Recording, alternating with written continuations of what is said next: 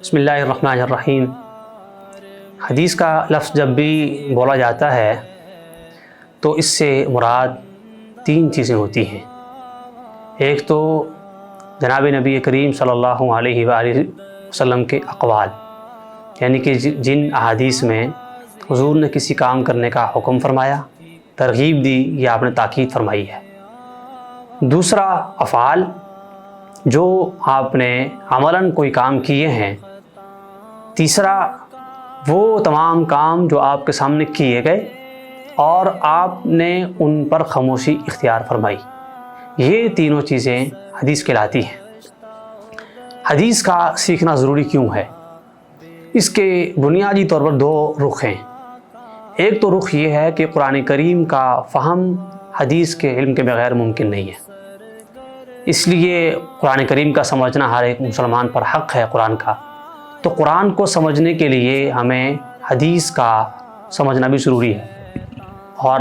حدیث کے علم کے بغیر قرآن کریم کا فہم اور اس کی سمجھ ممکن نہیں ہے۔ دوسری چیز یہ ہے کہ اللہ تعالیٰ نے قرآن کریم میں حضور کی ذات اقدس کو اسوہ حسنہ قرار دیا ہے، واجب الاتباع قرار دیا ہے کہ حضور کی اتباع واجب ہے، حضور کی زندگی میں بہترین نمونہ ہے، کیونکہ آپ اللہ کے نمائندے ہیں، لہذا آپ کی بات اللہ کی بات ہے، اس لیے آپ کی ہر بات کی اتباع واجب ہے، اور اللہ کی بندگی کے لیے آپ کی بتائی ہوئی تعلیمات اور آپ کے بتلائے ہوئے فرامین اور آپ کے کر کے دکھلائے ہوئے تمام اعمال، ان سب سے واقفیت ضروری ہے۔ اس کے بغیر اللہ کی بندگی کا حقیقی معنوں میں تصور ممکن نہیں ہے۔ اب ہم جو حدیث پڑھاتے ہیں اس میں ہم کیا کچھ پڑھاتے ہیں؟ اس میں چونکہ ہمارا 1 سال کا کورس ہے اور اس میں بہت مختصر سا دورانیہ ہے، تو ہم اس میں ایک تو یہ چیز پڑھاتے ہیں کہ اسلامی آداب کیا ہیں حدیث کی روشنی میں،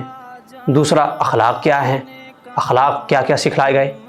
تیسرا علم کی اہمیت کیا ہے، کون سا علم ہے جس کو سیکھنا چاہیے،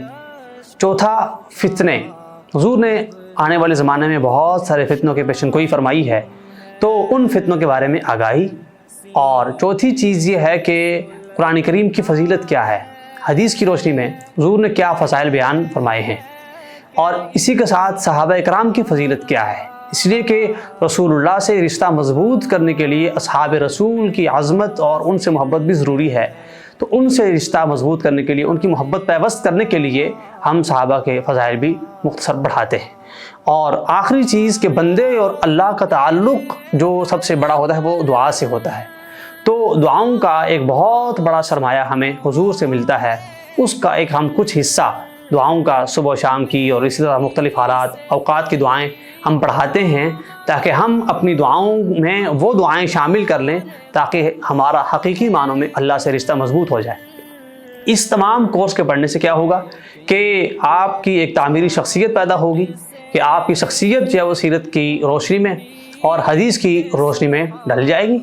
اور ہم پڑھانے کے ساتھ ساتھ چونکہ عملی مشق بھی کرواتے ہیں،